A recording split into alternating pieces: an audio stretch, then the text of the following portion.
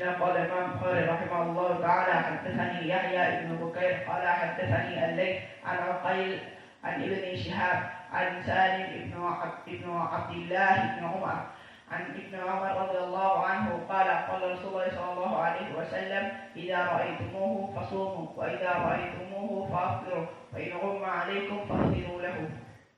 Karena telah datang mutaba'ah dan waqi' mutaba'ah ini. Di Mustadrak Imam Al-Hakim periwayatan Harun ibnu Sa'id Al-Aili dari Abdullah ibnu Wahab. Maka Imam Ad-Daruqutni mengatakan tafarrada bihi, telah berkesendirian Marwan ibnu Muhammad, tidak ada jalan yang lain kecuali dia meriwayatkan sendiri dari Ibnu Wahab.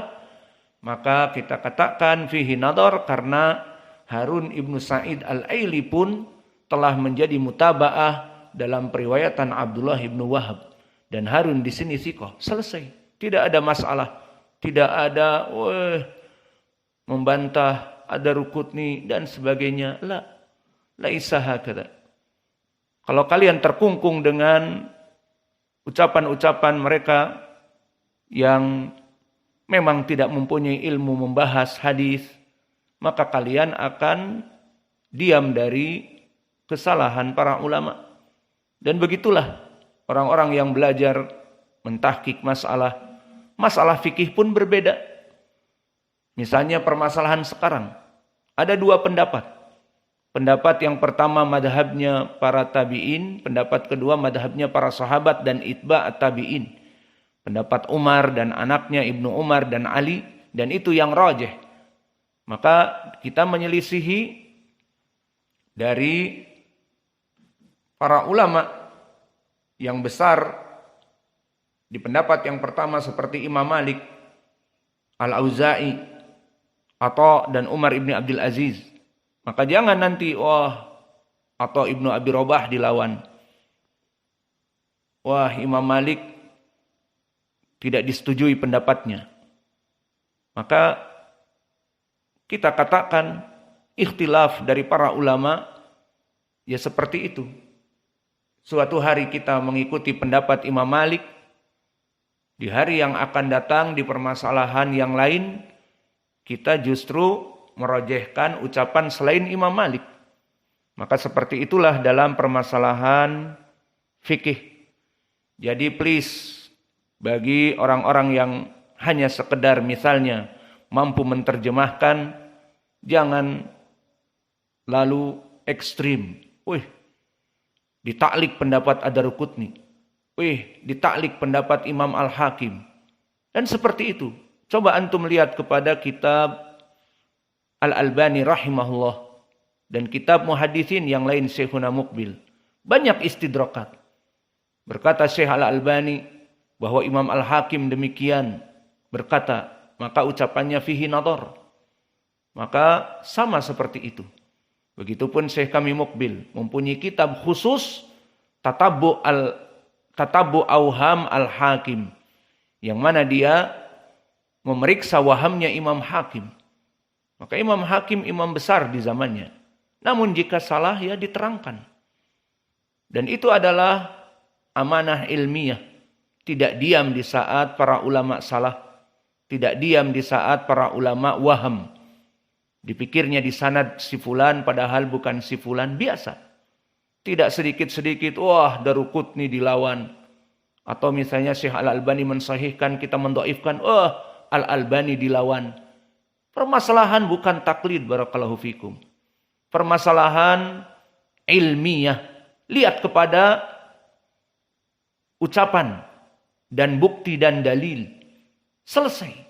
Adapun kalau al-ulama jangan dilawan, maka kalian akan terdiam dari kesalahan pendapat-pendapat dari para ulama, dan mereka pun manusia seperti kita. Yang penting di saat kita menistidrak, hatu burhanakum in kuntum shadiqin. Buktikan dalil, berikan dalil jika kalian benar. Maka ini kami pelajari dari Syekh kami Muqbil. Dia mengatakan, in kunta alal haq fala takhaf walau kunta wahdak. Jika kamu dalam kebenaran, jangan takut. Meskipun kamu seorang diri menyelisihi pendapat kamu itu jumhur ulama, maka kamu dalam keadaan hak, jangan takut. Dan itulah prakteknya jika kalian kelak menjadi seorang muhakkik, menjadi seorang bahith. Misalnya jumhur berpendapat demikian dan demikian. Siapa jumhur? Dari ulama. Berkesendirian masalan Ibnu Hazm. Berkesendirian masalan Imam Malik. Berkesendirian masalan Imam Az-Zuhri. Menyelisihi jumhur ulama. Kamu tidak usah cari kuantiti. Mana jumlah yang paling besar, itulah yang benarlah. Kebenaran tidak diukur dari kuantiti. Yang banyak berarti benar, tidak. Mana bukti yang paling kuat? Hadis iftirakul ummah. Sataftariku ummati ila 73 firqah kulluha finnar.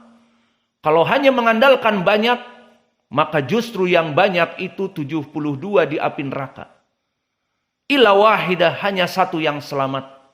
Maka the point is bukan ngikuti mana yang paling banyak. Maka yang mengikuti yang paling banyak, maka dia bisa jadi dibawa kepada kesesatan dan tertipu dengan kasrah. Maka syekh kami, dan di sini kami sebagai muridnya bersyukur. Begitulah adab seorang murid kepada gurunya, menyebutkan kebaikan-kebaikannya. Maka syekh kami Mukbil dulu memberikan semangat kepada kami di saat membahas dan mentahqiq. Karena jika tidak mengambil pendapat ucapan Syekh Mukbil ini, maka kita mungkin akan diam dari pembahasan kita. Karena misalnya ikhtilaf ulama semuanya kibar. Maka kamu mau merajihkan yang mana? Seperti sekarang. Ikhtilaf dua pendapat. Pendapat yang pertama, pendapat jumhur. Pendapat yang kedua, pendapat itba'ut tabi'in misalnya.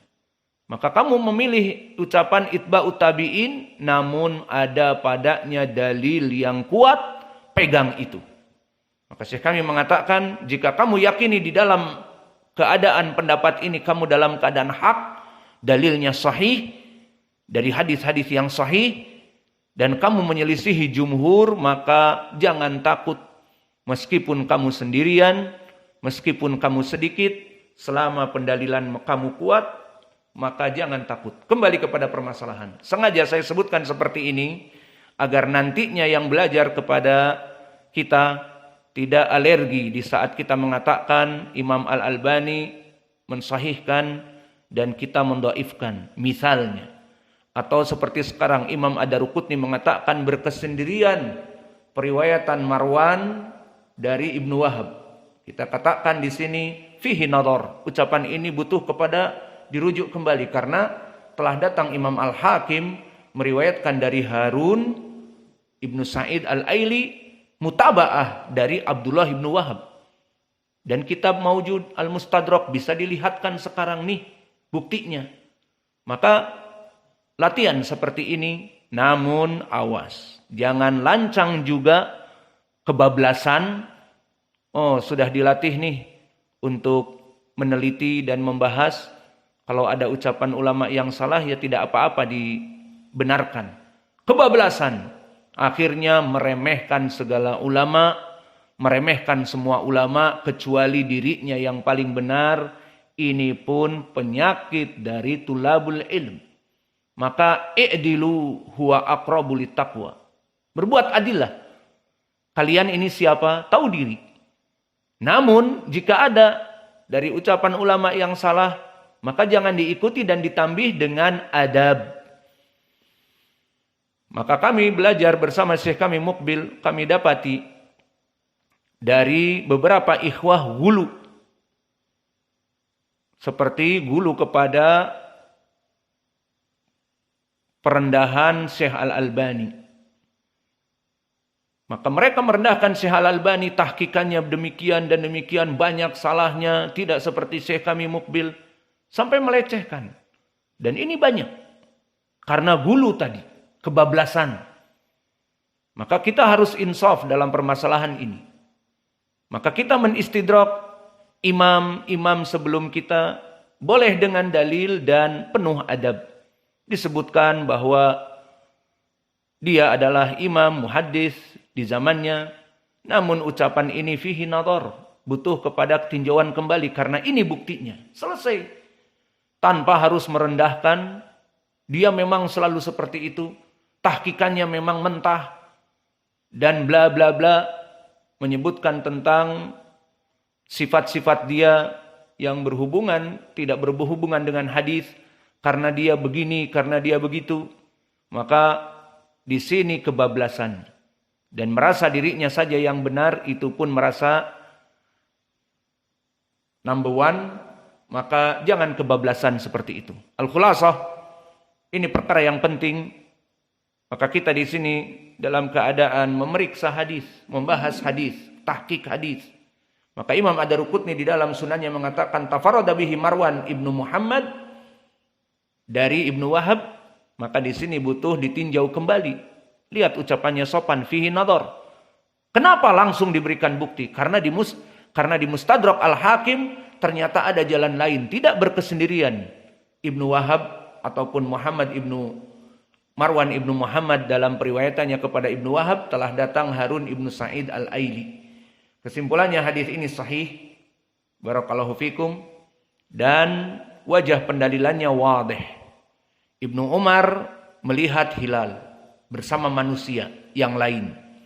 Kemudian dia datang kepada Nabi seorang diri. Ini poin pendalilannya jelas. Dikatakan, aku melihat hilal ya Rasulullah. Maka Nabi berpuasa besoknya, berazam untuk berpuasa besoknya, meniatkan dari malam dan memerintahkan manusia untuk berpuasa. Berarti diterima khobar yang satu. Ini hadis yang pertama. Dan beristidlal juga penulis di dalam matan dengan hadis yang lain. Dan hadis yang kedua ini masih diriwayatkan juga oleh Imam Abi Daud. Haddatsani Musa ibnu Ismail, haddatsana Hammad an Simak ibni Harb an Ikrimah annahum syakkau fi hilali Ramadan marratan fa aradu alla yaqumu wa la yasumu faja'a a'rabi minal harrati fasahida annahu ra'al hilal fa'utiya bihi nabiyya sallallahu alaihi wa ala alihi wasallam faqala atashhadu an la ilaha illallah wa anni rasulullah qala na'am wa syahida annahu ra'al hilal fa amara bilalan fanada finnas an yaqumu wa an yasumu. Maka di dalam hadis yang kedua kata Ibnu Abbas atau di sini dari Ikrimah, telah terjadi ikhtilaf di kalangan para sahabat bersama Nabi. Apakah Ramadan telah masuk atau tidak? Maka di dalam keadaan itu mereka bingung. Apakah dimulai sholat malam ini karena masuk hilal Ramadan dan berpuasa besok? Atau bagaimana? Bingung. Faja'a a'robi, maka datanglah a'robi dari pedalaman Badu. Dan ini yang sering kami sebutkan, bahwa mereka sudah terbiasa melihat hilal. Apalagi suasana mereka Badu, tidak ada lampu listrik dan sebagainya. Maka mereka melihat di padang pasir yang rata ternyata terlihat hilal. Maka datang A'rabi. Dia mengatakan, aku melihat hilal. Didatangkan kepada Nabi. Maka Nabi menanyakan, inilah al-adalah. Apakah kamu orang yang beriman kepada Allah dan kepada